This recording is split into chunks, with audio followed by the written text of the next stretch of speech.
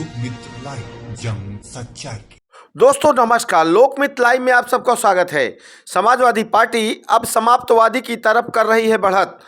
निरहुआ आगामी लोकसभा चुनाव को लेकर जहां राजनीति में फेरबदल हो रहा है, बात करें आजमगढ़ की तो जहां पर वर्ष 2019 के उपचुनाव के दौरान सपा से धर्मेंद्र यादव, बसपा से गुड्डू जमाली और भाजपा से दिनेश लाल निरहुआ चुनाव लड़े थे, जिसमें निरहुआ ने चुनाव जीत हासिल की थी।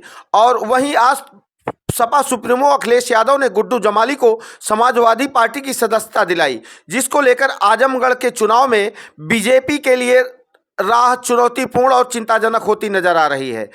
बता दें कि आजमगढ़ जिले के हरिओंद कला केंद्र में वेब सीरीज पूर्वांचल की टीम अभिनेत्री आम्रपाली दुबे व अभिनेता अवधेश मिश्रा के साथ मौजूद रहे। भाजपा सांसद दिनेश लाल निरहुआ ने मीडिया कर्मियों द्वारा पूछे गए सवाल पर बसपा से गुड्डू जमाली अब समाजवादी पार्टी ज्वाइन कर लिया है पर कहा, जिस तरह से आजमगढ़ में 1 साल में काम हुआ है और प्रधानमंत्री के नेतृत्व में 10 साल में पूरे देश में काम हुआ है, उसको देखते हुए आजमगढ़ तय कर चुका है कि हमें भी सरकार के साथ रहना है। जब नरेंद्र मोदी की सरकार है और आजमगढ़ सिर्फ 1 साल के अंदर जितना काम हुआ है, यह किसी से छिपा नहीं है।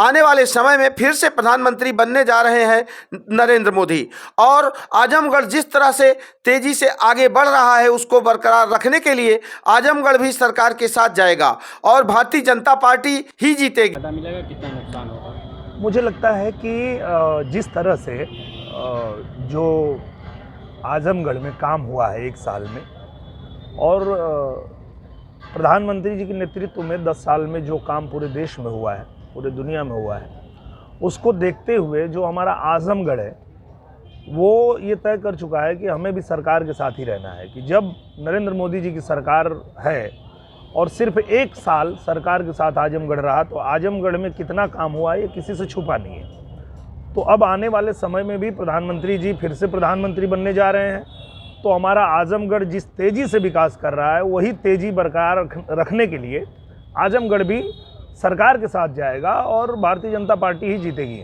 आजमगढ़ के एयरपोर्ट का लोकार्पण होना है, तो क्या संभावित कोई दौरा है प्रधानमंत्री जी का? मुझे लगता है कि बहुत जल्दी प्रधानमंत्री जी आजमगढ़ आएंगे, क्योंकि जब हम लोगों ने आग्रह किया था तो उनका कहना यही था कि पहले हम अयोध्या करेंगे, अयोध्या के बाद आजमगढ़।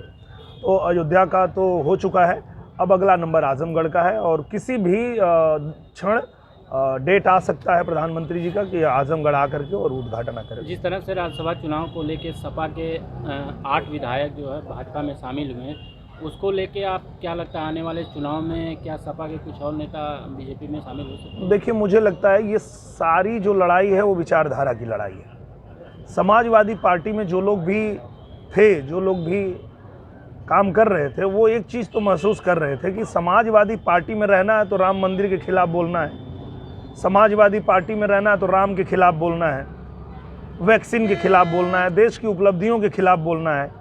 मतलब मोदी जी का विरोध करते करते देश की उपलब्धियों का विरोध करना ये समाजवादी पार्टी के मैनिफेस्टो में हो चुका है। तो जो लोग भी ये चीज़ समझ रहे हैं वो छोड़ देंगे सपा को, उनको छोड़ना ही पड़ेगा। वो जानते हैं कि ये मतलब निजी स्वार्थ के लिए राजनीति करते हैं, देश के हित से इनको कुछ लेना देना नहीं है। तो मुझे लगता है कि जो भी व्यक्ति इस देश की तरक्की चाहता है, इस देश को मजबूत बनाना चाहता है, हमारे लोगों को मजबूत बनाना चाहता है, वो निश्चित रूप से वो भारतीय जनता पार्टी के साथ होगा, नरेंद्र मोदी जी के साथ होगा, योगी जी के साथ होगा। और उस पार्टी में तो नहीं रह पाएगा जिस पार्टी में रहने की वजह से ही उनको अपने ही धर्म का विरोध करना है, अपने ही भगवान का विरोध करना है।